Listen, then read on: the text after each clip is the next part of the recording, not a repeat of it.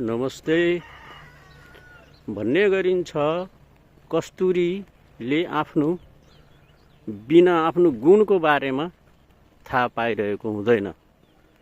उसँग कस्तो सुगन्धित छ आफ्नो क्षमता पत्ता पाउँदैन। त्यस्तै गरी मान्छे पनि आफ्नो ज्ञानको पनि क्षमता पत्ता पाउँदैन र अज्ञानको पनि। अब यो पत्ता नपाउनको कारण के होला? आफूसँग भएको क्षमता नै पत्ता नपाउनु भनेपछि यो कारण हो दुःखको। दुःखै हो यसको कारण। यसबाट उत्पन्न हुने त दुःखै हो।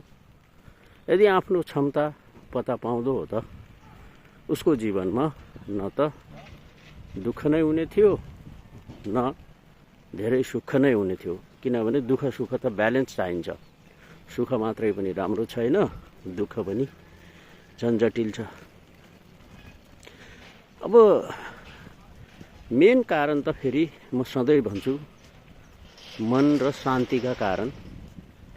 यो क्षमता आफ्नो क्षमता पत्ता नपाउन सकेको हो। मानिसले मन स्थिर समतामा शान्त छ भने उसले गर्ने हरेक कर्म र डिसिजनहरू सब लाभदायक हुन्छन्, सक्सेस हुँदै जान्छन् र दुःखबाट बच्छ, केही खुसीहरू आउँछ। त घुमिफिरी त मनमै आएर अड्किन्छ। यदि मनलाई जित्यो भने त संसारै जित्तिन्छ भनेर पनि भन्ने गरिन्छ।